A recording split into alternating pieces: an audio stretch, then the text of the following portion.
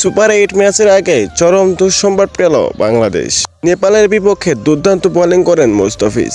খেলার 19তম ওভারে middle over দিয়ে নিয়েছেন একটি উইকেট, সেখানে জিতে যায় বাংলাদেশ।